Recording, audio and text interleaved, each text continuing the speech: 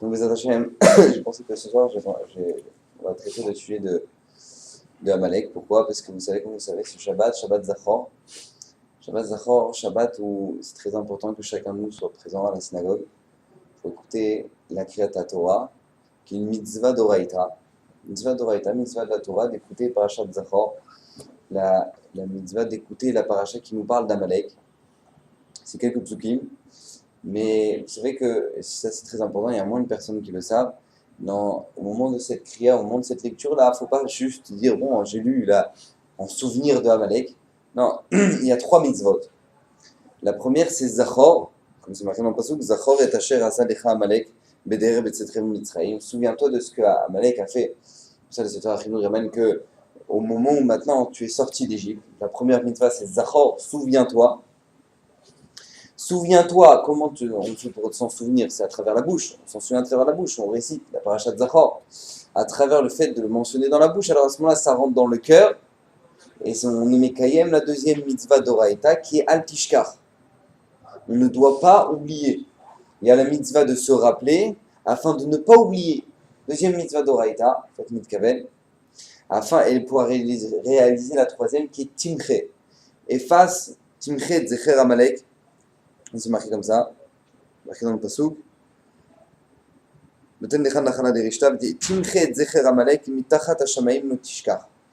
on doit effacer le Amalek.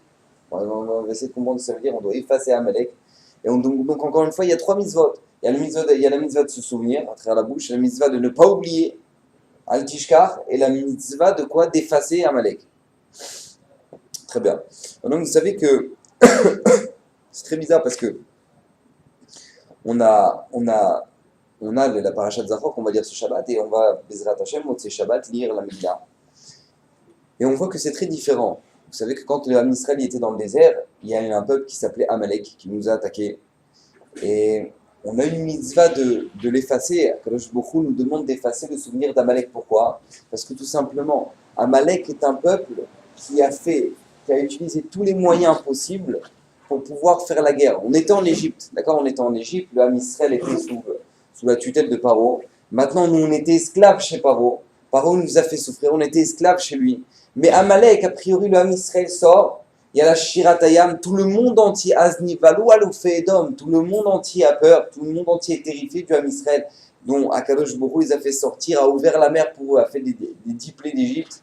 Qu'est-ce qui se passe? D'un côté, on a Amalek. D'un côté, on a Yitro qui va entendre tous ces miracles-là, qui va venir, il va se convertir. D'un autre côté, on a Amalek qui va faire des centaines de kilomètres pour venir attaquer le Ham Israël dans le désert. Bien que le Ham Israël n'avait il n'y avait aucune prévision que normalement on est censé, pour arriver en Eretz Israël, de passer par leur terre. Il n'y avait pas de prévision de route. Que tout simplement, on va passer par la terre de Amalek pour pouvoir rentrer en Eretz Israël. Mais qu'est-ce qui se passe? Eux, ils vont faire des centaines de kilomètres pour venir attaquer le Ham Israël. Pourquoi? Pour refroidir. Et donc, vous savez qu'est-ce qui va se passer? La réaction du Ham Israël, Moshe Rabbeinu va dire à Yoshua bin Nun, va, sors et attaque. Demain, Machar, on va faire une guerre contre Amalek. Comment effacer Amalek? On va rentrer physiquement, on va les attaquer physiquement. Ça va être la première manière d'effacer Amalek. Or, on va voir que dans la Megillah, c'est une autre manière tout complètement. Bien que c'est vrai qu'à la fin, Mordechai va faire un décret qu'on efface Amalek, on va les attaquer les Amalekim, le 13 Adar, au lieu que normalement, nous, on aurait dû être effacé de la carte de l'histoire, le Ham Israël, le 13 Adar. Malgré tout, qu'est-ce qui va se passer? Mordechai va faire l'inverse. Il va faire un décret qui va être inverse, il va dire maintenant le 13 Adar, tout le monde va sortir, et au Ham Israël et à tous ceux qui doivent le faire, d'attaquer et de tuer Amalek. Mais ça, c'est juste une conséquence.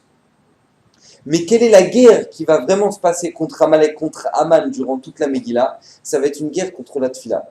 Une guerre de la Tfila. On verra Bezrat Hashem que Mordechai et Esther, le tzom, le jeûne que Esther va instaurer, tout ça, ça va être la manière dont le Ham Israël va attaquer Aman, va attaquer Amalek. Donc on voit que c'est 2 manières complètement d'attaquer Amalek. On va essayer de comprendre qu'est-ce que ça veut dire maintenant de nos jours. Vous savez que on nous demande d'effacer Amalek. Avant c'était sympa, il y avait Aman. Avant il y avait un peuple qui s'appelait Amalek. On devait sortir en guerre, on devait les attaquer. Mais vous savez que le Rambam, dans les 613 mitzvot, quand il explique les 613 mitzvot, quand on fait le compte dans la Torah, il y a beaucoup plus que 613 mitzvot. Beaucoup plus. Alors le Rambam, comment ça se fait qu'on on a rassemblé ça, on a rassemblé ça à 613 mitzvot? Parce que tout simplement, le Rambam explique que toutes les mitzvot qui étaient zmaniot, qui étaient pour un certain temps, par exemple, je donne un exemple très simple, au moment où l'Am Israël était au pied du Har Sinaï, il y avait une mitzvah, il y avait un interdit de monter sur la montagne. Il fallait faire une barrière, il y avait un interdit que aucun juif, ne serait-ce qu'un animal, monte sur la montagne. Donc c'est d'accord, c'était une mitzvah qui était à l'époque du Har Sinaï. Mais maintenant, c'est pas une mitzvah qui va rester chez nous. C'est pas une mitzvah qui est restée pour les générations. Donc il dit le Rambam, dans les 613 mitzvot qui vont rester dans les générations, qu'est-ce qui va se passer? Ce sont que des mitzvot qui sont éternels dans tous les temps. Et comme c'est marqué Timche, Milchama Ba'amalek Dor. Dans chaque génération, Akadosh Baruch Hu va faire la guerre contre Amalek, nous demande de faire la guerre contre Amalek. Or maintenant, quel rapport Amalek avec nous? Si on rentre dans les critères du Rambam et qui explique que une des bases des mitzvot, c'est quoi? C'est tout simplement que cette mitzvah-là doit être éternelle. Elle n'est pas du tout éternelle. Parce qu'on voit très bien qu'on est limité. On n'a plus Amalek maintenant. On verra, mais a priori, on n'a plus le peuple d'Amalek. Donc à l'époque du désert, il y avait une mitzvah, je comprends, il y avait un peuple qui s'appelait Amalek. À l'époque de Mordechai, il y avait Aman à Agagi. Agagi, c'était qui Agag? C'était un descendant de Agag. C'était qui Agag? Agag, c'était celui que Shaoul, au moment où il est parti faire la guerre contre Amalek, quand Shaoul, le roi Shaoul est parti attaquer Amalek, qu'est-ce qui va se passer? Shmuel lui demande, attention, tu dois tuer tout le monde. Tu ne laisses en vie personne. Qu'est-ce qui se passe? Lui, il va en laisser un en vie. Ça va être qui? Ça va être le roi des Amalekim, Agag. Cette nuit-là, pendant qu'il est en prison, il va avoir une relation avec une servante. Et de là, va avoir une continuité à Amalek. Le lendemain matin, Shmuel lui dit, il ne savait pas ça, Shmuel fait sortir Agag, lui dit, tu as enfreint mes paroles. Shmuel, Shaoul, toi, je t'ai demandé de tuer tout le monde, tous les Amalekim, mais tu as laissé Agag, tu as laissé le roi. Donc, qu'est-ce qui va se passer? Shmuel lui-même va tuer Agag, mais de cette relation-là va sortir Aman. Donc, avant, on avait un peuple qui s'appelait Aman, avant, on avait un peuple qui s'appelait les Amalekim. Donc, tu comprends que tu as affaire à quelqu'un, une force physique, mais maintenant, de nos jours, quel rapport a priori, quel rapport? Vous savez qu'encore, le Chafetz Chaim, à l'époque du Chafetz Chaim, il y avait encore une Kabbalah. Le Chafetz Chaim, il avait la force de pouvoir voir sur le visage de quelqu'un s'il était Amaleki. S'il était Amalek. Il avait une Kabbalah, le Chafetz Chaim, que par le Chokhmat Apartsouf, par la Chokhmat de savoir voir par le visage, il savait voir si une personne était Amaleki. Cette force-là, cette Kabbalah-là qu'il avait, le Chafetz Chaim, il a transmis à son élève, le Rav Elchanan Wasserman. Rav Elchanan Wasserman aussi, lui, il avait cette force-là de pouvoir le faire, et il l'a fait. Mais à un moment dans sa vie, il a tué un homme, c'était un Amaleki. Ouais, mais qu'est-ce qui se passe? Nous, maintenant, on a perdu cette Kabbalah-là. On n'a plus ça. On n'a plus ça. Donc maintenant, nous qui avons plus cette Kabbalah-là, qu'est-ce qu'on nous demande de maintenant d'effacer le Shem d'Amalek? Qu'est-ce que ça veut dire? Mais Hashem, c'est ce qu'on va essayer de comprendre. Alors, vous savez que je vous l'ai déjà répété 1 milliard de fois à peu près, ouais, mais je le répète encore une fois. C'est très important dans la vie, il y a 2 regards. Il y a le regard du juif et le regard du non-juif. C'est-à-dire que quoi? C'est-à-dire que tout simplement, nous, maintenant, quand on attaque la vie, on a compris une chose, c'est qu'Akadosh Baruch Hu se place dans chaque chose que nous on fait. Chaque chose que nous on fait, on place Hachem. D'accord? C'est ce qu'on appelle, nous, chez nous, c'est ce qu'on appelle, retenez ça s'appelle une ishtalmut. C'est-à-dire que quand moi je fais ma part, c'est dans tout, dans l'éducation des enfants, dans le mariage, dans le shalom bayit, dans la santé, dans tout. Akadosh Baruch Hu nous demande de faire une chose, de faire notre part. Tu fais ta part, le résultat ne dépend en aucun cas de toi. En aucun cas. Ce qu'on appelle la Emouna, le Bitachon, etc. Le résultat ne dépend en aucun cas de toi. Maintenant, qu'est-ce qui se passe? Toi, tu dois faire ta part. Maintenant, tu dois faire ce qu'on appelle ta ishtadlut. Maintenant que tu as fait ta ishtadlut, tu vas chez le médecin, tu travailles, tu éduques tes enfants, etc. Mais le résultat ne dépend jamais de toi. C'est pour ça que c'est la grandeur du Ham Israël qu'un Ben Israël ne doit jamais être malheureux. Il doit toujours être heureux. Pourquoi il peut toujours être heureux? Parce que de toute façon, il est serein, le résultat ne dépend jamais de lui. Donc toi, tu peux être soucieux toute ta vie parce que tout simplement, tu es persuadé que le résultat dépend de toi. Mais la Torah vient te dire, mais le résultat, il ne dépend jamais de toi. Le résultat, il dépend que d'Hachem. Maintenant, qu'est-ce qui dépend de toi? C'est quoi? C'est toi. Tu dois commencer à faire maintenant, toi, tu dois faire ta part. Mais même dans ce que tu fais, Chas Veshalom, c'est pas toi qui le fais.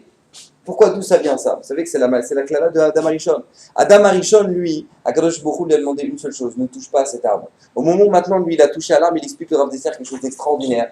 Le Rav Dessler explique comme ça que tout simplement, à partir du moment où maintenant tu as enfreint, tu as un manque de Emouna en Hachem, que Hachem il t'a demandé maintenant de ne pas y toucher. Et maintenant, toi, tu as écouté le serpent et tu y as touché, donc tu as eu ce qu'on appelle un manque de Emouna. Donc maintenant, toi, étant donné que tu as eu un manque de Emouna en Hachem, tu as eu un manque de Emouna en Akadosh Baruch Hu, puisque maintenant tu as eu un manque de Emouna envers Akadosh Baruch Hu, alors à ce moment-là, le tikkun, il va être comme ça. C'est que dans chaque chose que tu vas devoir faire dans ta vie, avec la fatigue, tu vas devoir te fatiguer pour travailler, pour bosser, pour machin. Dans chaque chose que tu vas faire, ne crois jamais que c'est toi qui le fais, mais Hachem. Ça, c'est le tikkun de la faute d'Adam Arishon. Est-ce que vous comprenez? Adam Arishon, lui, il a eu un manque de Emouna. Hachem, il a dit une seule chose, ne touche pas à cet arbre. Maintenant, toi, tu as touché à cet arbre. Le fait que tu aies touché à cet arbre, ça a fait que maintenant, toi, tu dois récupérer le manque de Emouna que tu as eu. Comment tu dois faire? C'est qu'à chaque fois que tu fais une action, tu crois que c'est toi, mais c'est pas toi. C'est Hachem qui va t'envoyer le résultat. C'est pour ça que nous, maintenant, un juif, toute sa vie, il fait des ishtadlout. Il fait une ishtadlout. Je fais ma part, et le résultat ne dépend jamais de moi. Donc, moi, je vais bosser. Je vais bosser parce qu'il faut que je travaille, parce que tout simplement, c'est comme ça, on est venu dans ce monde-là, et on doit faire pralouette. Donc moi, maintenant, j'y suis, je vais au travail, et dans mon travail, même quand je fais un contrat, même quand je fais une affaire, je crois que c'est moi, mais je place Hachem. Je place Hachem, le résultat ne dépend pas de moi. Quand maintenant quelqu'un va chez le médecin, tu vas chez le médecin, mais tout simplement pour qu'au moment où tu vas chez le médecin, tu dois faire cet effort-là de comprendre que ce médecin-là, le résultat ne dépendra pas de lui. Ça, c'est la ishtadlout. Toi, tu dois faire ta part, mais le résultat ne dépend jamais de toi. Donc, tu éduques tes enfants, tu fais en sorte qu'ils deviennent des tzadikim. Maintenant, s'ils deviennent des tzadikim ou qu'ils ne deviennent pas, ça ne dépend pas de toi. Ça ne dépend pas de toi. Tu fais des efforts dans ton couple. Tu fais des efforts, tu essaies de calmer, tu essaies de parler, tu essaies de faire... Mais le shalom, ce qu'on appelle le shalom, c'est Akadosh Baruch Hu qui l'envoie. C'est Hachem qui l'envoie. Ça, c'est la pensée d'un juif. C'est comme ça qu'un juif fonctionne dans sa vie. Maintenant, à l'inverse, il y a ce qu'on appelle Amalek. Amalek, c'est une lachon mikre. Mikre, c'est le hasard. Il n'y a pas. Moi, je fais tout. Moi, je fais tout ce que je dois faire. Je vous explique, par exemple, Bedougma, Amalek, c'est tout simplement ne jamais croire que le résultat dépend d'Hachem. C'est qu'au contraire, le résultat ne dépend que de moi. Il n'y a pas Hachem. Si tu me racontes là maintenant, moi je vais te bosser, t'es Hachem. Quel rapport? C'est pour ça que maintenant, chez Karcha, c'est marqué dans le Pesukim qu'on dira ce Shabbat, Bezrat Hachem, Zachor et Asher Edecha Amalek, Beder Betzrem Israël, Asher Karcha Baderer. Karcha, ça a 3 définitions. La première, c'est il t'a refroidi. Il t'a refroidi parce que le monde entier était rempli d'Irat Shamaïm. Tout le monde a vu que l'homme Israël, Akadosh Baruch Hu leur a ouvert la mer. Tout le monde a vu ça. Tout le monde a vu. Maintenant, qu'est-ce qui se passe? Lui, il arrive, il vient vous attaquer. Pourquoi? Pour montrer à tout le monde, regarde, ce peuple-là, on peut l'attaquer. Ce peuple-là, on peut le toucher. Car Rabaderer, première chose. Deuxième chose, c'est Minachon Keri, c'est l'impureté.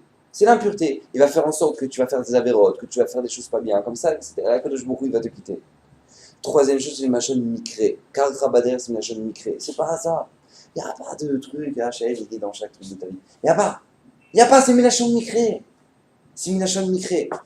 Quand vous regardez ce qui s'est passé, maintenant on va comprendre, les Hachem, on va essayer de comprendre. On va pouvoir comprendre maintenant un autre regard, la Megillah. La Megillah, vous savez qu'Akadosh Baruch Hu a fait un décret sur le Ham Israël, que le Ham Israël doit être anéanti. Le Ham Israël est censé être anéanti. Qu'est-ce qui se passe? À travers qui? À travers Aman. Pourquoi? Demande la Gemara dans Megillah, elle demande d'Afiudbet, elle demande là-bas, elle demande pourquoi, comment ça se fait que le Ham Israël a été rendu Chayav Mita, comment ça se fait qu'il y a eu un décret sur le Ham Israël, comment ça se fait que le Ham Israël, quoi, anéantissement du Ham Israël, d'où ça vient? Comme ça, il demande les élèves de Rabbi Shimon Bar Yochai et Rabbi Shimon Bar Yochai. Rabbi Shimon Bar Yochai, il les regarde, il leur dit, dites-moi vous la réponse. Réponse, parce qu'ils ont profité du repas chez Néhénou, mais c'est Udato chez l'Otoracha. Ils ont profité du repas de Achashverosh. Ils ont profité du repas de Achashverosh. À ce moment-là, la Gemara continue. Rabbi Shimon dira, alors si c'est comme ça, ça devrait que les Juifs de Shushan qui devraient être condamnables à mort. Pourquoi tous les Juifs du monde? Réponse, ils se sont prosternés à la statue de Nabucodonosor. Très bien. On apprend un Iran et Sod. Je voudrais m'arrêter sur une écouda. On voit déjà que quoi? Que le fait d'avoir profité du repas de Achashverosh, c'est déjà suffisant pour être condamnable à mort. Est-ce que vous ne voyez pas qu'il y a un problème ici? Je n'ai pas compris. J'ai pas compris. C'était Chalak Bet Yosef. C'était Chalak Bet Mordechai. Chalak Bet Mordechai. C'est marqué Kirtson Ish ve Ish. Elle nous dit la Gemara dans Megillah. C'est quoi Kirtson Ish ve Ish? Au moment où ils sont arrivés au festin, c'était comme la volonté de chaque homme. Ish ve Ish. C'est quoi Ish? Il y avait deux hommes. Il y avait Aman et Mordechai. Mordechai, il était là, il était mashgiach pendant la Souda. C'est pas qu'ils ont commencé à se faire du michui, du cochon, les machins, trucs. Non, pas du tout. Ils sont allés là-bas et ils ont mangé kasher, ils ont mangé chalak, ils ont tout. Tout s'est bien passé. Tout s'est bien passé. Alors qu'est-ce qui se passe? Comment ça se fait que du fait qu'ils aient profité de cette Souda-là, ils ont été rendus chayav? Chayav mita, le Ham Israël doit être anéanti. Qu'est-ce qui se passe? Makara. La réponse, elle est toute simple. Écoutez bien. Ça touche exactement le yesod qu'on doit vivre dans notre vie de tous les jours. Les Juifs, ils sont partis voir Mordechai, ils lui ont dit Vodaral, Rabbeinu, Mordechai, qu'est-ce qu'on doit faire? Achashverosh, d'un côté, il est en train d'organiser un festin de folie. Et il demande à tous les Juifs de toutes les provinces de venir participer à ce festin. Donc d'un côté, maintenant, tout le monde nous demande de participer. Et maintenant, nous, si les Juifs, on n'y va pas, ça va encore faire, les Juifs, voilà, ils se mettent sur le côté, ils repoussent l'histoire, ils veulent jamais vivre une vie de communauté, et traloué des babas. Maintenant, qu'est-ce qui se passe? Mordechai, il dit, mais attends, je n'ai pas compris, vous êtes complètement malade. Vous voulez aller à ce festin-là? Vous savez pourquoi il fait ce festin? Je vais vous poser une question, comment ça se fait que ça fait déjà 3 ans qu'il est mêlère, Achashverosh? Et là, Pitom, au bout de la 3e année, ça lui prend un truc, allez, je vais faire un festin de folie. Je vais éclater tout le monde. Mais ça fait déjà 3 ans qu'il est roi. Qu'est-ce qui va la 3e année, d'un coup, ça lui prend? La réponse, elle est toute simple. C'est parce que le Beth Amikdash, il a été détruit. Et que selon les calculs qui s'est planté, mais Achashverosh sait maintenant que le Beth Amikdash aurait dû être reconstruit, le 2e Beth Amikdash. Et puisqu'il n'est pas reconstruit, il est en train de fêter le fait que le Beth Amikdash n'est pas en train d'être reconstruit. Il va sortir tous les kélim du Beth Amikdash. Il va boire dedans. Vous voulez participer à ça? Alors j'ai dit, oh non, quand même, il ne faut pas parler comme ça. Nous, si on y va, c'est juste par diplomatie. Si on y va, c'est vraiment par diplomatie. C'est pas, nous, on veut se fâcher, tout machin. Non, pas du tout. C'est juste faire acte de présence. Mordechai fait ma pitom, on n'y va pas. Est-ce que les Juifs ont écouté Mordechai? Est-ce que les Juifs ont écouté Mordechai? 18 500 Juifs vont participer à ce festin. 18 500 Juifs vont aller à la Souda d'Achashverosh. Ça va ramener une klala sur le Ham Israël. Une klala sur le Ham Israël. Pourquoi? Pourquoi? Parce que tout simplement, ils n'ont pas fait une bonne ishtadlut. Mordechai, il est en train de leur dire n'y allez pas. Maintenant le Ham Israël il dit mais nous on est obligé de faire une ishtadlut. On est obligé de faire notre part. Parce que puisque maintenant nous on est en train de vivre dans un royaume qui s'appelle le royaume de Achashverosh, on ne peut pas nous maintenant faire tâche. On est obligé de faire notre part à nous. Notre part de se présenter. Au moins les pharaons de se présenter. D'y aller. Mordechai dit non. Ça c'est une fausse ishtadlut. On ne fait pas une ishtadlut comme ça. Ça ne marche pas ça. En kazedava. Un juif il fait ça. Hachem ne nous demande pas de faire ça. C'est pas ce qu'Hachem attend de nous. On ne le fait pas. Qu'est-ce qui se passe? Ils vont le faire. Ils vont le faire, ça va amener Amalek. Pourquoi? Écoutez bien ce chidouche extraordinaire. Extraordinaire qu'il dit le Rav Tzadka. Elle nous dit les Talmidim de Rabbi Shimon Bar Yochai, Nehenu Miseudato Shreto Hacha. Ils ont profité de ce repas de Achashverosh. Une Gemara, dit Rav Tzadka, c'est extraordinaire, une Gemara dans Masechet Avodah Zarah. La Gemara, elle raconte comme ça. Elle raconte qu'une fois, il y a un roi, non, c'était Rava. Rava, il est parti voir un des empereurs romains qui s'appelait Bar Sheshar. Bar-Sheshar, il s'appelait. Maintenant, qu'est-ce qui passe? Il était parti lui offrir des cadeaux. Pourquoi? Parce qu'avant, c'était ça, ouais, ça va l'achat, où tu lui offres des cadeaux, où tu le rentres dedans. Donc maintenant, qu'est-ce qui se passe? Ils ont appris ça de Yaakov. Donc maintenant, de Yaakov, on apprend qu'on offre des cadeaux à Essa pour qu'il se calme. Donc maintenant, qu'est-ce qui se passe? Lui, il est parti offrir des cadeaux à Bar-Sheshar. Maintenant, qu'est-ce qui se passe? Lui, Bar-Sheshar, à ce moment-là, il était où? Il était dans un jacuzzi. Un jacuzzi d'eau de rose. D'accord? L'eau de rose. Avec toutes ses copines. Ouais. Et il était en train de kiffer sa life. C'est là, avec le bleu comme ça. Et à ce moment-là, il y a Rava qui doit apporter un cadeau pour l'empereur. Pour le chef. Et qu'est-ce qui se passe à ce moment-là? Bar-Sheshar, il regarde Rava et il dit, dis-moi Rava, tu vas me raconter sur la tête des canards que toi dans l'Olam Haba, tu vas kiffer plus que moi? Regarde. suis dans un jacuzzi, l'eau de rose, et toutes les poubelles qui existent. Et maintenant, qu'est-ce que je suis là, je suis en train de kiffer ma life. Tu es en train de me dire que toi, maintenant, dans l'eau la mama, tu vas plus kiffer que moi. Tu vas plus kiffer que moi. Alors Rava, il rigole, il fait, tu sais, on a des milliards de kilomètres. C'est-à-dire que nous, quand on va kiffer, ça c'est rien, ça. Ça c'est rien du tout. À ce moment-là, qu'est-ce qu'il lui répond, Rava? Il lui dit, alors non, qu'est-ce qu'il dit? Voilà, Bachasar, il lui dit, mais arrête tes bêtises. Non, Rava, il lui dit, c'est extraordinaire. Il lui dit, mais en plus, c'est même pas vrai. Tu fais genre tu kiffes et tout, genre tu kiffes. Mais tu kiffes même pas. Genre d'extérieur, tu fais genre tu kiffes. Mais à l'intérieur, t'es terrorifié. Terrorisé. Terrorisé. Non, bon, bref, t'as peur. D'accord? T'as peur. Toi, à l'intérieur, t'as peur. Maintenant, tu sais pourquoi t'as peur? Ah oui, Bachasar, il dit, mais pourquoi j'ai peur? Ma putain, moi, je suis très bien, regarde, je kiffe ma life. Alors, il dit tout simplement parce que je sais, moi. Je sais que tu as la crainte de l'empereur sur toi. Ma putain, j'ai la crainte de l'empereur sur moi, qu'est-ce que tu racontes et tout.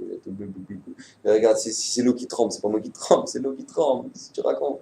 Alors à ce moment-là, qu'est-ce qui se passe? Pendant qu'ils sont en train de parler, non, t'as peur, oui, non, j'ai pas peur, à ce moment-là, il y a un messager qui arrive, il dit, Barjessa, l'empereur t'appelle! À ce moment-là, il sort du bain, il met son peignoir et il commence à dire, alors il dit, merde, regarde, tu ressembles à rien maintenant, t'es en train de courir partout là parce que t'es en train de trembler, parce que t'as peur, parce que... Alors à ce moment-là, Barjessa, il le regarde, il fait, vous les juifs, vous avez vraiment raison. Bezrat Hashem, je te fais une bracha. Genre, il est devenu Baba Salé. Ouais, non, bon, je te fais une bracha. Ouais, je te fais une bracha. Que quoi? Que tout celui qui veut te faire du mal, qui veut faire du mal au Ham Israël, que leurs entrailles sortent. À ce moment-là, qu'est-ce qui se passe? Il y a son œil qui sort. Boum. À marcher ça, son œil qui sort. Bref, c'est comme ça qu'elle raconte la Gemara. Maintenant, il dit Rav Tzadka quelque chose d'extraordinaire. Il dit, qu'est-ce qu'il lui a dit? Il lui a dit, toi, t'es pas en train de kiffer. C'est pas vrai. Parce que tu as la crainte de l'empereur sur toi. Donc tu peux pas être né. Tu peux pas profiter. Pourquoi? Parce que tu as la crainte de l'empereur sur toi. Maintenant on comprend la faute du Ham Israël au moment où ils sont partis à la Souda.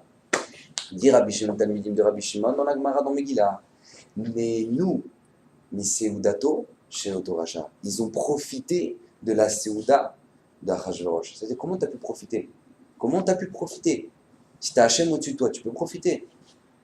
C'est la preuve que si jamais maintenant, toi, tu n'as plus Hachem au-dessus de toi, tu peux que profiter. Parce que tu ne peux profiter qu'à partir du moment où toi, tu n'as plus la crainte d'Hachem sur toi. Si tu n'as pas la crainte d'Hachem sur toi, alors tu as peur. Maintenant, toi, tu as profité, ça veut dire que tu n'avais plus la crainte d'Hachem sur toi. Conséquence, Amalek. Pourquoi? Amalek, il nous a attaqué quand? Amalek, il nous a attaqué vers Rephidim. Au moment où le Ham Israël, ils sont sortis d'Égypte, ils étaient dans un endroit qui s'appelait Rephidim. Et là-bas, ce Rephidim, dit la Gemara, c'est une rafou, il y a des M Minatora. Ils ont relâché leur pratique de la Torah. Ils ont relâché pourquoi? Imiesh Hashem Bekir Benu Im. Est-ce qu'il y a Kadosh Baruch Hu parmi nous ou non? Est-ce qu'Hachem est parmi nous? Et dis-moi, Baba, tu me charries ou quoi? Tu viens de sortir de la mer! Tu viens de sortir de la mer, Hachem il t'a ouvert, il t'a donné 10 macotes, il t'a ouvert la mer, il t'a tout fait Hachem. Toi maintenant tu poses la question, est-ce que Hachem il est parmi nous? Toi, à partir du moment où maintenant, toi tu remets en cause la présence d'Hachem dans ta vie, sache une chose, Amalek il va débarquer. Amalek va débarquer. Amalek Milachon Safek. Nous dit le Maharal de Prague, c'est la même gamatria. Amalek, c'est la même gamatria, la même valeur numérique que Safek. À partir du moment où quelqu'un, ça on l'avait déjà expliqué, à partir du moment où quelqu'un il est en doute dans sa vie, il ne sait pas quoi faire dans sa vie, qu'il sache, Amalek il va l'attaquer. C'est automatique. À partir du moment où tu ne sais pas, tu n'es pas clair, tu ne sais pas où tu vas, tu ne sais pas le but dans la vie, tu ne sais pas pourquoi tu es né, tu ne sais même pas où tu vas, tu ne sais même pas c'est quoi les principes, tu ne sais même pas c'est quoi l'essentiel, tu ne sais même pas, tu sais rien. Tu sais pas où tu vas, tu sais pas qui c'est à quoi faut donner de l'importance, à qui, quand, comment, tu sais pas. À partir du moment où tu sais pas, tu es Bessafek dans ta vie, sache que vient Amalek. C'est automatique, c'est automatique. À partir du moment où le Ham Israël ont remis en question la présence d'Hachem, alors à ce moment-là, qu'est-ce qui va se passer? Amalek va les attaquer. C'est automatique. Maintenant, Mordechai, à l'époque de Mordechai et Esther, Mordechai leur a dit, c'est pas une ishtadlout. Nous maintenant, nous dans notre vie, on doit faire notre part. Le résultat ne dépend que d'Hachem. Maintenant, vous croyez que c'est une ishtadlout? D'y aller, regardez, oufda, regardez la preuve. Regardez, vous y êtes allé, vous avez complètement oublié Hachem. Résultat, Amalek. Résultat, Amalek. C'est pour ça que la Torah va nous donner un grand yesod, quelque chose de fondamental. On va voir dans la Megillah la manière dont de nos jours, on doit enlever Amalek. Pourquoi? Parce que nous, encore une fois, on a dit, à l'époque, il y avait ce qu'on appelle des hommes, qui s'appelait Amalek, c'était une force qui était divine, mais qui se représentait dans des hommes. Maintenant, qu'est-ce qui va se passer de nos jours? Maintenant, c'est une force qui peut être dans chacun de nous. Comme c'est il ramène le Chafetz Chaim, comme c'est il ramène Rav Elchanan Wasserman, comme c'est il ramène le Netziv dans Emek Dava. Il ramène ça que maintenant, jusqu'à une certaine période dans l'histoire, il y avait ce qu'on appelle des hommes qui étaient Amalek. Maintenant, qu'est-ce qui se passe? Amalek, c'est un kohar qui existe dans le monde. Qu'à partir du moment où tu vas avoir une force qui va vouloir te refroidir dans ta émouna, tu vas avoir une force qui va pas seulement vouloir te refroidir, qui va vouloir te faire des avérotes. Vous savez que Aman, comment c'est sorti maintenant ce michté? Aman, il n'a pas dit, si t'es content, t'as qu'à faire que le Beth Amikdash ne se reconstruise pas, t'as qu'à faire un michté en famille. Qu'est-ce que tu commences à appeler tout le monde entier? C'est un conseil de Aman. Aman, il a dit, mais moi je connais leur Dieu. Leur Dieu, qu'est-ce qui se passe? C'est un Dieu qui déteste la débauche. Il est la débauche. Fais un grand festin, à Achashverosh, tu verras. Après, ils vont boire quelques coupes de vin et tu verras comment ils vont se sentir. Tu verras. Il y aura des femmes, des trucs, tu verras. Tout ça, c'est quoi? C'est Amalek. À partir du moment où maintenant tu vas y avoir une force qui va te refroidir, une force qui va commencer qui va vouloir te faire des avérotes, ou une force qui va te faire croire que dans ta vie, tout dépend de toi, ou qu'il y a le hasard, le Hashgacha Prati est retouché. Alors à ce moment-là, qu'est-ce qui va se passer? Tu auras un problème dans ta vie. Et Amalek t'attaque. Qu'est-ce qui va se passer? Mordechai, au moment où il voit que Haman fait la xéra, au moment où Haman veut exterminer le Ham Israël, qu'est-ce qui se passe? Qu'est-ce qui se passe avec Mordechai? Il va voir Esther. Il va dire, Esther, voilà, Esther, toi maintenant, t'es bon, t'es la reine, t'es bien placée. Tu sais quoi, viens, regarde, je t'explique. Il y a une situation très grave dans le royaume. C'est-à-dire que maintenant, les Juifs, là, ils sont complètement touchés. Il faut trouver une solution. Qu'est-ce qui se passe? Esther, il va faire ça à Mordechai. Première chose qu'il fait, Mordechai, il arrache ses habits. Et il met des habits de silice, il met des habits de sac, des habits de deuil, il se monte sa kagdola, il se met à prier. Ad Kedekar, qu'au moment où il arrive devant les portes du roi, du porte du palais de Achashverosh, qu'est-ce qu'il dit? C'est marqué Vetavona, Naharot Esther Vesarisea, Vegidula, Vitlachlach Amalka Meod. Qu'est-ce que quand elle entend ça, Esther, que Mordechai est en train de prendre un deuil, qu'est-ce qui se passe? Elle lui envoie des habits. Ou la sir sakomi alav, et pour qu'il retire ses habits. Vélo qui belle. Mordechai, il n'a pas reçu ses habits. Il ne les a pas acceptés. J'ai pas compris. C'est quoi son truc à Esther? Genre, elle sait pas. Il a plus d'argent, Mordechai, il sait pas où s'habiller. Ouais. Comme Mordechai, il a plus d'argent, il sait pas où s'habiller. Alors qu'est-ce qui se passe? Elle lui envoie des habits. Mais attends, j'ai pas compris. Genre, il est passé en dessous du premier étage, il y a un mec qui lui a balancé un sac sur la tronche, et maintenant qu'est-ce qui se passe? Il a un sac, elle sur lui, vas-y, va t'habiller. Mais qu'est-ce qui t'arrive? Makara Esther, qu'est-ce qu'elle envoie des habits? Si Mordechai il a fait ça, c'est qu'il a des bonnes raisons. Elle envoie des habits. T'as besoin d'envoyer des. Genre, il ne sait pas ce qu'il fait, Mordechai. Écoutez bien cette réponse extraordinaire. Mordechai vient me donner une grande leçon dans la vie. Au moment où Amalek t'attaque, au moment où maintenant tu es éprouvé dans ta vie, première chose à faire, première chose qu'un juif il fait, c'est quoi? Il prie. Et Sarah lui dit, mais qu'est-ce qui se passe, Mordechai? Viens, habille-toi, rentre dans le palais, qu'on discute, viens, on discute ensemble, Makara. Vélo qui belle. Mordechai, il n'a pas accepté. Première chose qu'un juif doit faire, c'est recréer un kécher avec Hachem.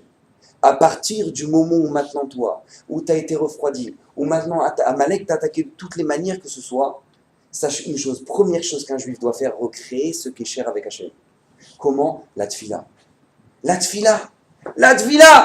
On voit ça avec elle, on voit ça avec qui? Avec Esther. Il y a un télim extraordinaire, le télim au moment où Esther, elle va rentrer devant Achashverosh. Elle va risquer sa vie pour aller demander au roi de les gracier. Au moment où maintenant elle va rentrer, qu'est-ce qui va se passer? Elle va dire un télim kavbet, que tout le monde y a pour lui, c'est Esther. Avec la fameuse Keli lama zaftani. Elle demande Esther, Hachem, mon Dieu, pourquoi tu m'as abandonné? Pourquoi? Parce que nous dit la Gemara qu'au moment où elle est rentrée devant Achashverosh, elle a senti que la Shrina l'a quitté, elle a senti qu'Akadosh Baruch Hu quittait Esther. Alors à ce moment-là, elle prie. Kelly, elle avait la névoie, elle avait la prophétie, Esther. C'était une des 7 prophétesses qu'il y a eu dans le Ham Israël. Qu'est-ce qui se passe à ce moment-là? Elle rentre. Kelly, lama zaftani. Hachem, pourquoi tu m'as abandonné? Pourquoi tu n'es plus avec moi là maintenant au moment où je vais risquer ma vie? Écoutez bien la suite du Télim, quelque chose d'extraordinaire. Samouni parim rabim. Et ben, excusez-moi.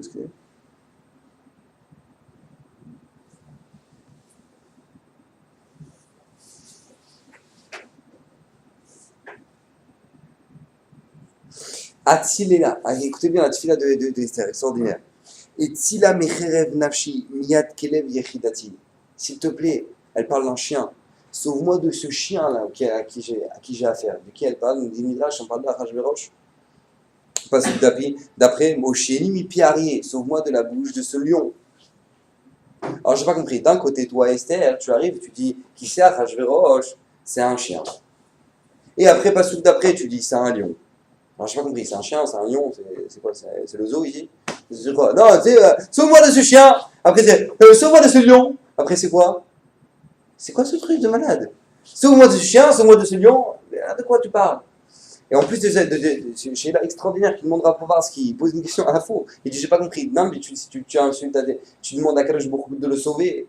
Tu dis sauve-moi de ce lion, et après tu le négliges. Tu dis sauve-moi de ce chien, Hachem. Sauve-moi, tu demandes l'aide d'Hachem. Tu lui donnes de la valeur à Achashverosh. Je ne sais pas si vous vous souvenez, on avait vu ce vidéo extraordinaire.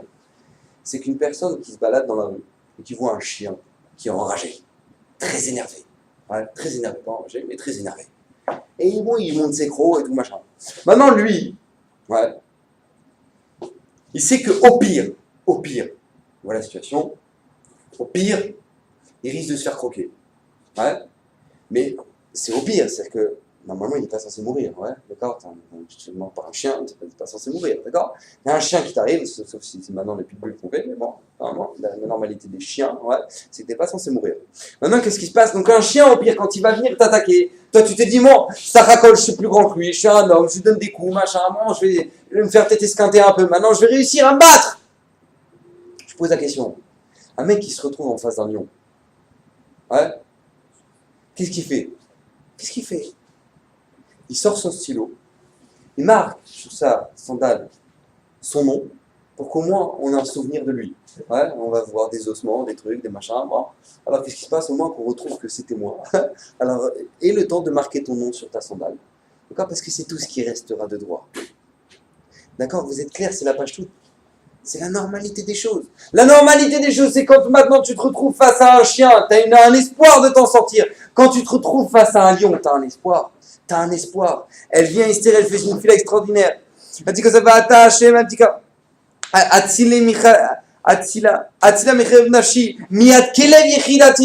elle pose une question au début du Télim, Esther. Kelly, mon Dieu, lama zaftani, pourquoi tu m'as abandonné? Pourquoi la Shrina n'est plus avec moi? Elle comprend maintenant, Esther, pourquoi la Shrina n'est plus avec elle. Elle comprend. Pourquoi? Parce que tout simplement, elle l'appelle comme un chien. Si elle considère Achashverosh comme un chien, ça veut dire que bon, j'ai affaire à un chien. C'est-à-dire que au pire des cas, je m'en sortirai. Peut-être que je serai un peu amoché, mais au pire des cas, je m'en sortirai. Alors à ce moment-là, Esther a dit, j'ai compris pourquoi Hachem m'a abandonné. Si je considère Achashverosh comme un chien, ça veut dire que j'ai confiance en moi. J'ai confiance en ma force personnelle. Alors elle dit le passouk d'après, Oshin Apiare. Akadosh Baruch Hu, sauve-moi de la gueule de ce lion.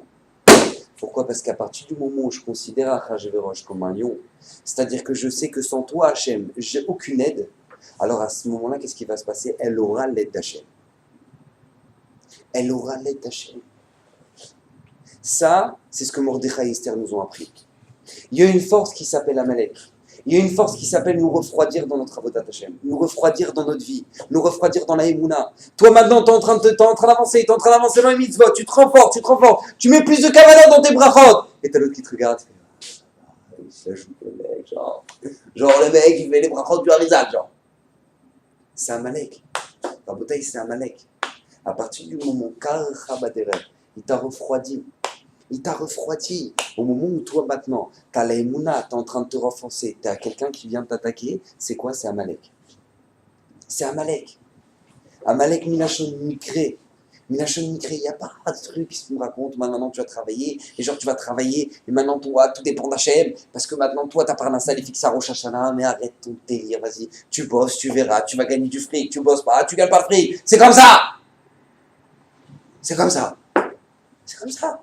Tu sais qu'il y a des tzadikim, ouais. Ils étudient la Torah toute la journée. Toute la journée. Rav Kaplan, il racontait à Meacharim, il avait un tzadik comme ça. Et sa seule ishtadlout, c'était de mettre sa main dans sa poche. Et tous les jours, il trouvait de l'argent, pile. Pourquoi? Pour aller acheter de quoi il fallait, ce qu'il fallait pour sa maison. C'était ça l'ishtadlout, c'était ça pas. Moi maintenant, je dois faire ma part. Moi, je pense à mon niveau, mais ishtadlout, c'est ça. Donc maintenant, je fais ça. Ah oui, il faisait pic, sans l'argent. Et c'était pas chaud pour lui. C'était pas chaud. C'était ishtadlout, c'était mettre sa main dans sa poche. Il y en avait d'autres, c'est quoi? C'est des tzadikim comme ça. Il y en a d'autres, c'est quoi? C'est jouer au loto, c'est tout. Voilà. Moi, j'ai joué, j'ai montré, genre, que maintenant, moi, je de trucs. Non, c'est tout. C'est pas ma part, le reste, ça ne dépend pas de moi. C'était comme ça. C'était comme ça, c'était pas chaud pour eux. Parce que plus tu grandis dans la Emouna, plus tu vois qu'Hachem il agit dans ta vie, plus à ce moment-là, c'est évident. C'est évident, Akadosh Baruch Hu, il est là, il te protège. Hachem, il est là, il te fait vivre. Il te fait vivre. Maintenant, lui, Amalek, il t'a dit, Mikré, mais t'arrêtes ton délire, mais arrête, ça c'est par hasard, et tu t'es tapé le doigt dans le mur, c'est parce que t'as qu'à faire gaffe, arrête ton délire de commencer à dire, ah, je tapé, c'est une capara sur le truc, la dernière fois, moi, avec ce doigt-là, j'ai vu la Shonara, et je montrais lui, ah, regarde lui. Arrête avec tes trucs. Mikré, Mikré, vous savez que la chaîne Mikré, le mot Mikré, inversé, c'est Rak Hachem. C'est incroyable, hein? Rak mi Hachem. Mikré, vous inversez les lettres, c'est Rak mi Hachem. Pourquoi? Parce qu'à partir du moment où tu as deux manières de regarder les choses. Ou tu regardes maintenant l'autre, c'est quoi? C'est le doigt dans le ah, il y en a marre. Ouais, encore une fois, tu as laissé ouvrir cette porte et il y a les courants d'air. Et tu... Ou sinon, tu regardes, tu dis voilà. Maintenant, moi, il y avait ma main à cet instant-là, pile au moment où la porte elle s'est fermée, pile à ce moment-là. Incroyable! Par hasard! C'est fou ça! Ouais, au moment, pile maintenant, toi t'arrives au moment où tu sors de chez toi, au moment où tu. Voilà, tac, la pluie sur toi. Sur toi! Sur toi la pluie! Et maintenant il y a 2 minutes, il ne pleut pas. Quand tu vas rentrer, il ne va pas pleuvoir. Mais au moment où tu sors, il y a la pluie. Tu fais ouais, j'en ai marre, je l'avais dit, prends le parapluie. Et lui m'a dit non, et maintenant à cause de lui, j'ai pas de parapluie, et maintenant je suis mouillé. Bah, il y a Hachem. Il y a Hachem. Donc, ou maintenant, toi, dans ta vie, tu fais, c'est par hasard, c'est du hasard, ou sinon, maintenant, toi, tu vois Hachem dans ta vie. Dans chaque détail de ta vie. Dans chaque détail de ta vie. Vous savez que dans la Megillat Esther, il n'y a pas une seule fois mentionné le nom d'Hachem. Pas une seule fois. Pas une seule fois. Parce que tout ça, ça a l'air d'immigré. Par hasard. C'est par hasard, c'est par hasard. Le Rav Tzadka, il a un tridouche extraordinaire. Il ramène au nom du Marsha. C'est marqué, vous savez que dans Choulin, elle demande Esther mina Torah minaï. Ouais. D'où on a une allusion à Esther dans la Torah. Alors la Gemara, elle nous répond Anochi Aster Astir Panay. Akadosh Baruch Hu, il a voilé sa face. Anochi Aster Astir Panay et Esther. Donc maintenant, qu'est-ce qui se passe? De là, on a une allusion. Tout le monde comprend cette Gemara comment. D'où on a une allusion du personnage de Esther, de toute l'histoire de Esther, ouais, dans la Torah. Anochi Aster Astir Panay. Moi, je voilerai ma face. Tu vois pas Hachem dans toute la Megillah. Tu vois pas Hachem. C'est lui, il fait ça, et lui, il fait ça, et la conséquence c'est ça, et la conséquence c'est ça. Oh, incroyable. On s'en est sorti. Ouais, ça c'est comme ça, c'est la Megillah. Maintenant, il dit le Rav Tzadka, il dit quelque chose d'extraordinaire, ramène le Marsha. Le Marsha, il explique, c'est pas ça. Tu veux comprendre pourquoi dans la Megillah, il y a eu cette xéra là, de Haman et d'Amalek qui t'a attaqué. Parce que le Anochi de Anochi Hashem Elokecha Sherotzeticha Meret Mitzrayim, le Anochi de Akadosh Baruch Hu, il est là dans chaque instant de ta vie. Aster Astir Panay. Akadosh Baruch Hu, tu l'as caché. Tu l'as caché. Le Anochi d'Hachem dans ta vie, eh ben tu l'as pas fait vivre. Donc à ce moment-là, vient Amalek. À ce moment-là, vient Amalek. À partir du moment où tu deviens incapable dans ta vie de voir Hachem, alors à ce moment-là, Amalek t'attaque. Tu fais une bracha. Tu prends un verre, tu fais Baruch Ata. Mais t'es pas un peu ridicule? C'est dire quoi t'as Baruch Ata? Tu parles à qui là? Béni sois-tu. Il est où? Il est là. Béni sois-tu. Où tu es? Tu parles à Hachem. Baruch Ata! Tu parles à Hachem, il est devant toi! Ata! Tu parles à Hachem, il est devant toi! Il est devant toi! Tu comprends l'importance? Baruch Ata. Attends, il est devant toi. J'ai pas compris. Il est devant toi. Tu tu réfléchis 2 secondes, Attends, Baruch, Hachem, Elokeinu. Ça, c'est un Yehudi. C'est un Yehudi qui vit avec Hachem chaque seconde. Je vous l'ai déjà dit. Une personne, elle va aux toilettes. Elle sort, elle fait Asher Yatzar. La seule bracha dans toute la Torah où on mentionne le trône d'Hachem, c'est où? Dans la bracha des toilettes. Lifne chise chevodecha. On mentionne le trône d'Hachem quand tu sors des toilettes. Mais dis-moi, t'es pas un peu malade? Parce que ça, c'est la grandeur du juif. La grandeur du juif, c'est quoi? C'est que même dans cet endroit-là, qui est les toilettes, il y a Hachem! Il y a Hachem! Tu vis avec Hachem chaque instant. Chaque instant, tu vis avec Hachem. Amalek nous a attaqués dans le désert. Qu'est-ce qu'il a fait dans le désert? Les juifs qu'il a pu toucher, qu'est-ce qu'il a fait? C'est marqué dans le Midrash, c'est un truc horrible. Il coupait les britotes et il les jetait vers le ciel. Pourquoi? Il est malade celui-là ou quoi? Fatigué? Il coupait les britotes, il les jetait vers le ciel. Pourquoi? Parce qu'on sait qu'il y a Hachem. On sait qu'il y a Hachem, mais on ne veut pas vivre avec lui chaque instant de notre vie. La Brit Mila, l'endroit du désir le plus grand, et bien qu'est-ce qui se passe? Là-bas, il y a une alliance avec Hachem. Là-bas, il y a une alliance avec Hachem. Là-bas, dans chaque détail de ta vie, tu te lis avec Hachem. Tu te lis avec Hachem. Ça, c'est Neged Amalek. C'est inconcevable. C'est pour ça qu'à Purim, au moment maintenant, l'endroit, la Megillah, où il n'y a pas une seule fois mentionné le nom d'Hachem, on te demande une halakha qui est a priori la halakha la plus folle. Chayav, Inish, Levasume, Bepuria, Adeloyada. Un homme doit boire à Purim, une mitzvah de boire à Purim, s'enivrer à Purim, jusqu'à confondre Baruch Haman Aron Mordechai. Je ne vais pas entrer dans le bureau chez Berchot, confondre Aron Mordechai, mais on voit que quoi? Que un homme doit se saouler, à Tkedekar qui rentre dans un état où il confond et il ne sait plus où il est. Rabotai, ça, c'est anti-juif complet. La Torah, elle te demande un Shulchan Aruch. Elle te dit que chaque instant que tu fais, chaque acte que tu fais, il doit être calculé. Tu peux pas faire Kriyat Shema quand tu veux, tu peux pas faire avec les tefillin que tu veux, tu peux pas mettre la mezouza où tu veux. Chaque chose que un juif fait dans sa vie, c'est calculé. Chaque détail qu'un juif fait dans sa vie, c'est calculé. Là, on te demande l'inverse. On dit, tu sais quoi, bois. Tu sais même plus, tu dis, bon, mais c'est l'inverse de toute la Torah.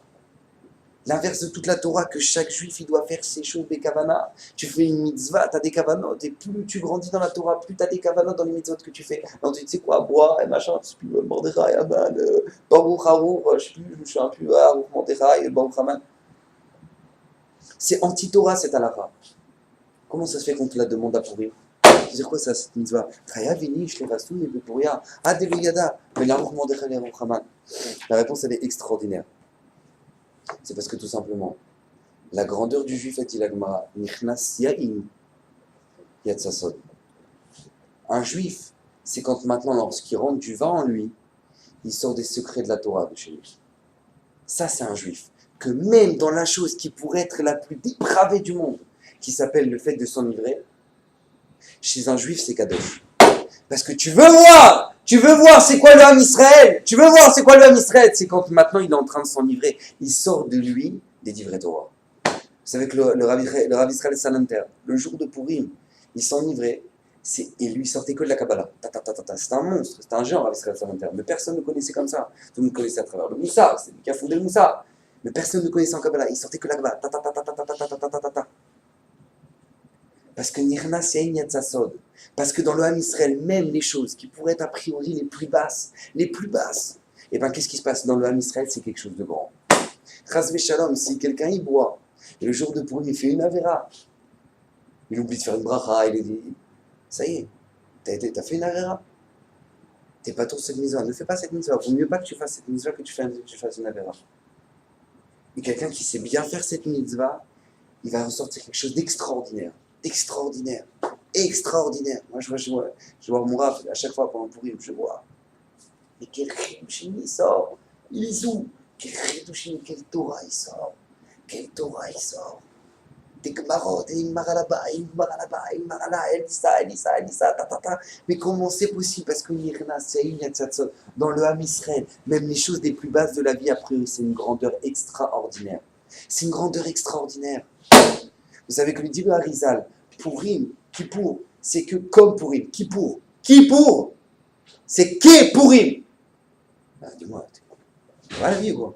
Kippour, Kippour, le jour où le Kohen Gadol, il rentre dans le Kodesh HaKodashim, le jour le plus saint, où l'homme Israël est à le plus grand niveau, après 40 jours de Elul, 40 jours de Slichot, l'homme Israël, il s'est élevé, Rosh Hashanah, Kippour, t'arrives, on te dit Kippour, tu vois ce jour-là, c'est juste comme Pourim.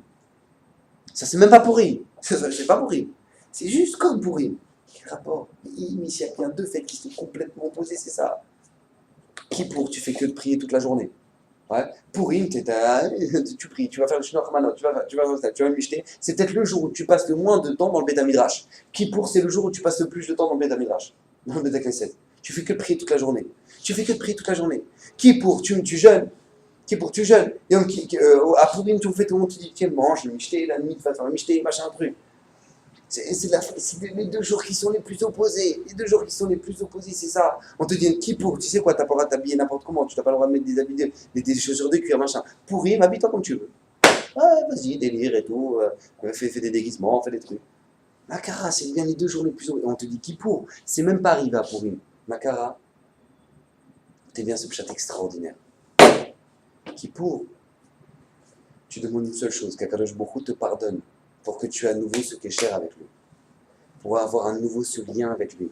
Donc pour ça, tu as besoin de 40 jours de sirote, tu as besoin de demander pardon à Hachem, tu as besoin de prier toute la journée pour retrouver ce qui est cher avec Akadosh Baruch Hu. Pourim, c'est vivre avec Hachem dans chaque instant de ta vie. Tu bois, tu manges, tu fais un truc, tu donnes une mitzvah à l'autre, tu donnes un truc, tu offres à manger à l'autre, toutes les choses les plus basses, a priori, tu bois, tu saoules, tu manges, tous les trucs les plus bas. Là-bas, tu vois Hachem. Là-bas, t'élèves Hachem. C'est marqué dans la Gemara dans Megillah qu'au moment où maintenant, Achashverosh, il a dit, tu vois, tout ce que tu viens de me dire, toi, Aman, là maintenant, de emmener, de mettre cette personne-là sur le cheval et que de lui mettre les habits royaux, et ben, tu sais quoi, tu vas aller le faire à Mordechai. Vous savez ce qui s'est passé à ce moment-là? Elle nous dit la Gemara. Aman, il est arrivé vers le Beth Midrash, vers la Beth Knesset, avec le cheval. Et Mordechai, à ce moment-là, il était en train de faire un shiur de Gemara. Sur quoi? Une chot kmitza. Pourquoi? Parce que c'était à Pessah. C'est quoi que la kmitza? C'était tout simplement, on offrait le Homer, l'offrande du Homer, après Pessah, pendant les 40 jours du Homer. Qu'est-ce qui 40 jours? Qu'est-ce qu'on fait? À ce moment-là, on prend maintenant, c'est de l'orge, ouais, c'est une offrande d'orge, et on prend maintenant avec ses doigts comme ça, le Kohen il faisait ça comme ça, et il prenait la quantité d'orge qu'il fallait offrir dans la journée. Et donc il faisait un shiur comme ça, il faisait un shiur devant tout le monde, le Mordechai, et à ce moment-là, il voit Aman qui débarque au loin. Alors à ce moment-là, Mordechai, il dit, regardez mes talmidim, je crois que Aman vient pour me tuer, donc levez-vous et partez.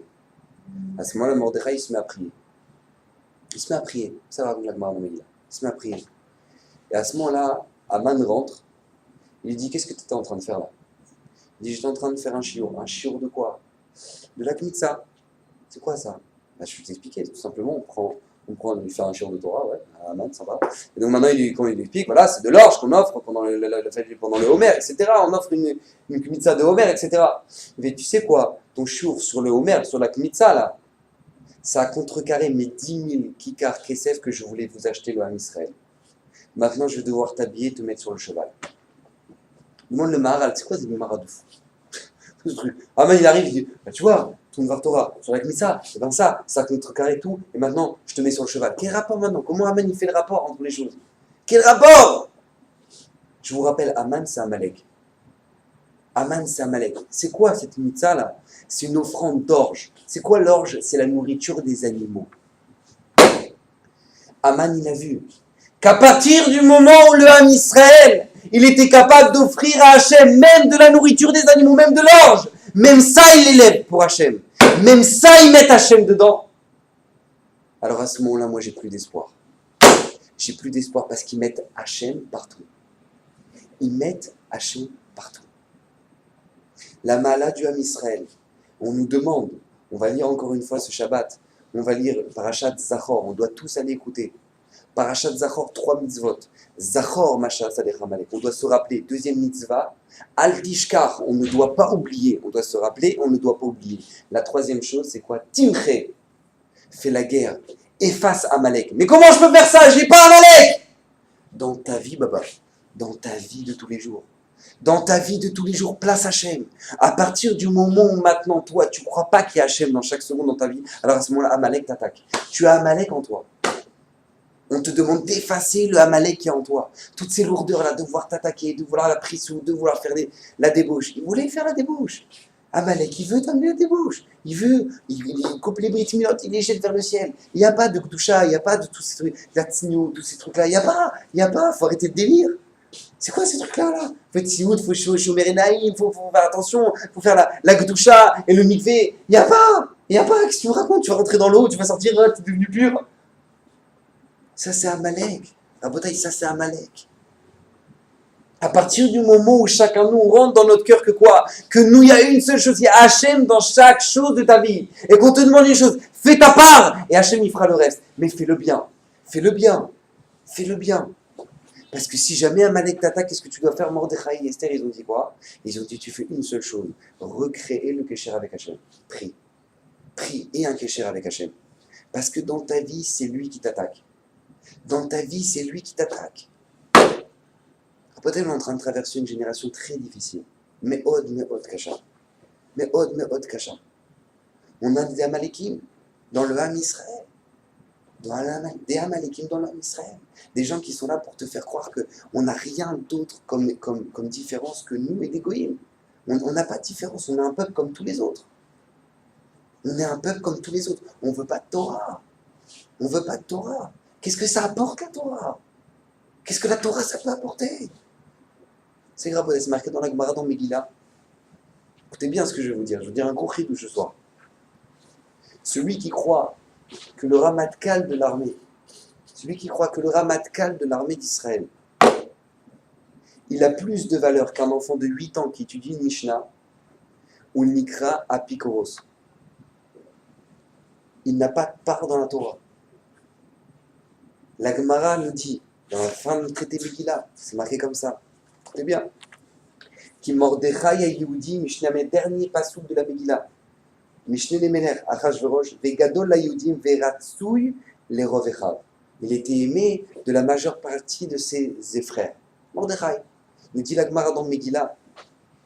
Pourquoi? Parce que tout simplement, il a été repoussé du Sanhedrin. Il faisait partie du Sanhedrin. Shivim Skenim, les 70 assis au tribunal. À Mordechai. Mordechai, tu as arrêté la Torah, d'étudier la Torah pour sauver le Ham Israël. Tu ne peux plus rester au Sanhedrin avec nous. Tu ne peux plus. Tu dois t'occuper, c'est vrai, tu as une mitzvah, c'est grand Mordechai, c'est extraordinaire, tu as une mitzvah, tu dois sauver le Ham Israël. Sarah Kol, tu ne peux plus t'asseoir avec nous au Sanhedrin, parce qu'on ne s'arrête jamais d'étudier ici. Nous dit la Gemara, Kol Gadol Talmud Torah Miatzalat Nefashot. Vous imaginez un peu ce que ça veut dire? C'est plus grand l'étude de la Torah que de sauver des vies. La Gemara elle dit Gadol Talmud Torah Miatzalat Nefashot. Ça a été la émouna du Ham Israël jusqu'à maintenant depuis des générations et des générations et des générations. Tout le temps, dans chaque génération, ça a été comme ça. C'est inimaginable.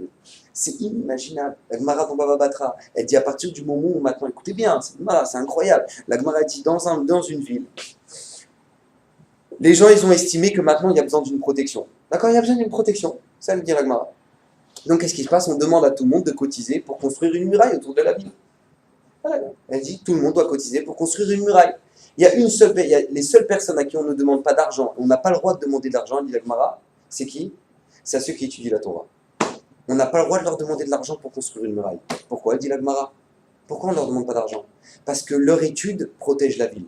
Donc eux, ils n'ont pas besoin de participer pour la muraille. Ils n'ont pas besoin, parce que leur étude, elle protège la ville. Elle protège la ville. C'est une marame fourchette. La marame fourchette. Ah, et si tout le monde étudie, alors comment on va faire? Eh bien, toute la ville est protégée. Comment on va faire alors? Toute la ville est protégée. Ça alors? Ça, c'est la Gemara. Ça, c'est notre Torah de chat. Maintenant, qu'est-ce qui se passe? Il y a, malheureusement, depuis ces dernières générations, ces derniers temps, il y a une mentalité de devoir se dire, mais qu'est-ce qui se passe? Et qu'est-ce qui nous apporte? Et qu'est-ce qui machin? Rabotaï, ça n'a rien à voir avec nous, ça. Rien à voir avec nous. Le Ham Israël a toujours eu la Emouna Pshuta. Notre Torah, c'est notre vie. Qui aime Chayenu. Notre Torah, c'est notre vie. Amalek, quand est-ce qu'il est apparu? À partir du moment où on se refroidit dans la Torah. Si maintenant on a des xérotes qui touchent le Olam Torah, c'est parce que nous-mêmes on doit réfléchir. Quelle importance on donne à la Torah? Parce que si Hachem veut que ça se passe comme ça, si Hachem veut qu'il y ait des gens qui se lèvent pour nous empêcher d'étudier notre Torah, c'est parce que tout simplement nous, on donne moins d'importance à notre Torah. On donne moins d'importance, c'est pas chante. Quand est-ce qu'Amalek nous a attaqués dans le désert? Refidim, Rafou, Yadéhem, Minatora. Ils ont relâché leurs mains de la Torah. Alors à ce moment-là, Amalek nous attaque. À partir du moment. Qu'est-ce qu'elle a demandé, Esther? Esther, Mazé, Valmazé. Mazé, Valmazé. Je ne sais pas si vous l'avez dit la semaine dernière. Je vous l'ai dit la semaine dernière. Je suis un but. Bon. C'est marqué Mazé, Valmazé. Demande à Esther à Mordechai. Mazé, Valmazé. C'est dur ça. Mazé, Valmazé. Elle dit moi, Makara. Elle demande à Mordechai. Qu'est-ce qu'il va? Makara, Mordechai. Pourquoi tu es avec des habits de ça, comme ça, là? Qu'est-ce qu'il va? Makara. Non, Mazé, Valmazé. C'est quoi ça? Traloued. Réponse du Midrash. Écoutez bien ce qu'il dit Midrash. Esther a demandé où c'est marqué Zé. On a Torah 2 fois. Mazé, Valmazé. Première fois, c'est Zekeli ve'anveu. Zekeli ve'anveu, au moment où l'âme Israël, ils ont traversé la mer. Ils ont dit Zekeli ve'anveu. Deuxième fois que c'est marqué dans le Passouk, c'est marqué Valuchot, Rakukot, misé ou misé. Misé ou misé em ktuvim. C'est marqué là-bas dans le Passouk. Misé ou misé em ktuvim. Dans les tables, quand on parle des tables que Moshe Rabbeinu a descendu, c'est marqué misé ou misé em ktuvim. Esther, elle demande à Mordechai, c'est quoi mazé ve'al mazé? Esther, elle n'est pas en train de dire, qu'est-ce qui se passe, Mordechai? Est-ce que tu pourrais me tenir au courant de la situation diplomatique?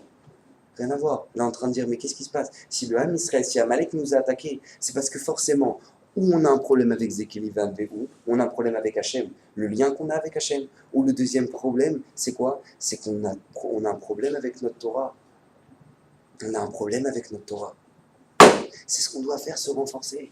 Plus maintenant, on étudie, plus maintenant, on se renforce dans le Shmirat HaTorah et Mitzvot, plus à ce moment-là, on affaiblit Amalek. Amalek n'a pas de force face à nous. Au moment où maintenant, on voit dans la Megillah, au moment où l'âme Israël va faire tchouva, 3 jours de jeûne, 3 jours, ils vont demander pardon à Hachem, ils vont accepter la Torah Mi'ahava. Qu'est-ce qui va se passer? Le lendemain, Aman est pendu. Le lendemain, Aman est pendu.